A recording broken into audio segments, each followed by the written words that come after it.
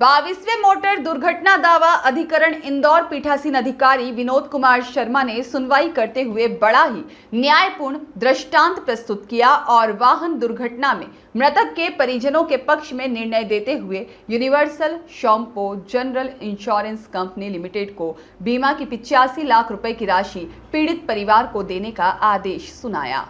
अधिवक्ता राजेश खंडेलवाल ने बताया कि आशीष अग्रवाल सीमित गति से राइट साइड से कार चलाकर जा रहे थे। इस दौरान देवास बाईपास पर अंध गति से आ रहे ट्रक ने कार को अपनी चपेट में ले लिया। हादसे में आशीष अग्रवाल की मौके पर ही मौत हो गई थी, जिस पर परिजनों के द्वारा अधिवक्ता के माध्यम से प्रकरण कोर्ट में दायर किया गया था। उक्त प्रकरण में आज सुनवाई करते हुए बड़ी ही न्यायपूर्ण दृष्टांत प्रस्तुत किया और मृतक की सैलरी को आय का आधार मानते हुए न्यायालय द्वारा सभी हेडों को मिलाकर 77,02,760 रुपए क्षतिपूर्ति की राशि और 6% की दर पर ब्याज जोड़कर लगभग 85 लाख रुपए की राशि बीमा कंपनी ओरिएंटल कंपनी को जमा करने का आदेश दिया है।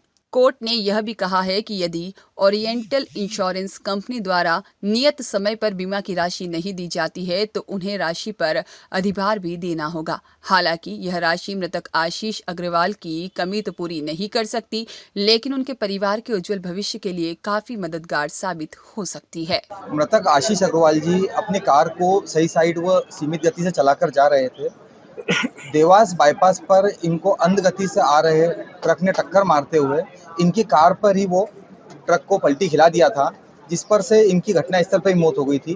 तत्पश्चात मेरे सहयोगियों के द्वारा परिजनों ने इनकी जो पत्नी है आशीष अग्रवाल जी की श्रीमती मंजुला देवी और इनके 2 बच्चे हैं ऋषिका, दनिष्का और यश, इनके 3 बच्चे हैं तथा इनकी आशीष अग्रवाल जी की माता जी हैं श्रीमती सुषमा जी। इन सभी के द्वारा हमारे माध्यम से क्लेम प्रकरण फाइल किया गया था, जिसमें उक्त प्रकरण में माननीय 22वें मोटर दावा दुर्घटना अधिकरण द्वारा बड़ा ही न्यायपूर्ण न्याय दृष्टांत प्रस्तुत किया है, जिसमें मृतक की सैलरी को 76,000 रुपये पाया गया था।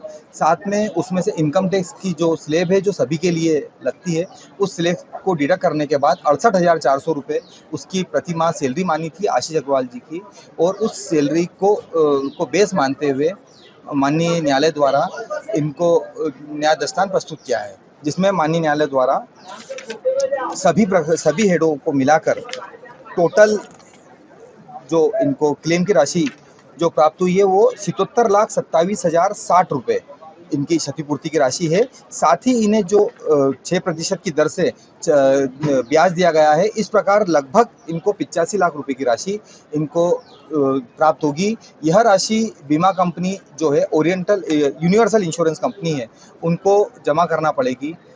यूनिवर्सल इंश्योरेंस कंपनी द्वारा नियत समय में अगर राशि जमा नहीं की जाएगी तो उनको अधिभार भी उक्त राशि पर देना होगा। सर, कितने दिन केस चला है या कितने दिन में डिसीजन होगा? ये जो घटना हुई थी ये कोरोना काल की घटना थी। ये कोरोना काल के कारण इस प्रकरण की पेशियों में थोड़ा सा वो कोरोना की परिस्थिति को देख के उसमें विलम्ब हुआ है, किंतु माननीय जब कोरोना काल खत्म हुआ उसके पश्चात माननीय न्यायालय ने इसमें लगभग 3 साल की सुनवाई इसमें चली है और 3 साल की सुनवाई के पश्चात में माननीय न्यायालय द्वारा यह न्याय दृष्टांत प्रस्तुत किया है। कितनी मौतें हुई थी इसमें? केवल आशीष अग्रवाल जी की मृत्यु हुई थी। वे अपने परिवार के इकलौते एकमात्र कमाऊ सदस्य थे। इनकी पत्नी, इनके 3 बच्चे और माताजी इन्हीं पे आश्रित थे। इनकी मृत्यु के पश्चात में इनके परिवार में कोई भी आय अर्जन करने वाला सदस्य नहीं बचा था।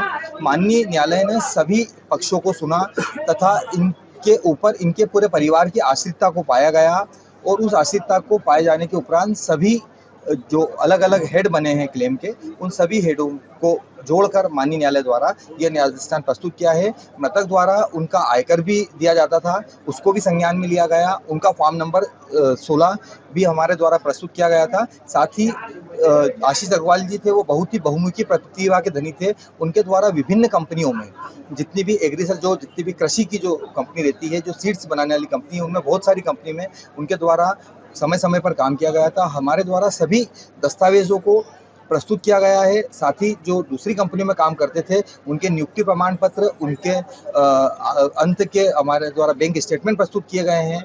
उन बैंक स्टेटमेंट को भी आधार माना है माननीय न्यायालय द्वारा, उनके फॉर्म नंबर 16 को भी आधार माना है। इस प्रकार से सभी दस्तावेजों को तथा माननीय न्यायालय के समक्ष जो साक्ष्य आई थी उस साक्ष्य को भी आधार मानते हुए माननीय न्यायालय द्वारा यह क्षतिपूर्ति का अवार्ड दिया गया है। राजेश खंडेलवाल अधिवक्ता, मेरे द्वारा मेरे साथीगण सतीश कुमार अधिवक्ता, देव गुर्जर इसमें बड़ी सहयोग करा है और हम सभी की टीम के द्वारा यह माननीय न्यायालय के समक्ष दावा प्रस्तुत कर यह न्याय दर्शन। ब्यूरो रिपोर्ट, सत्याग्रह न्यूज, मध्य प्रदेश।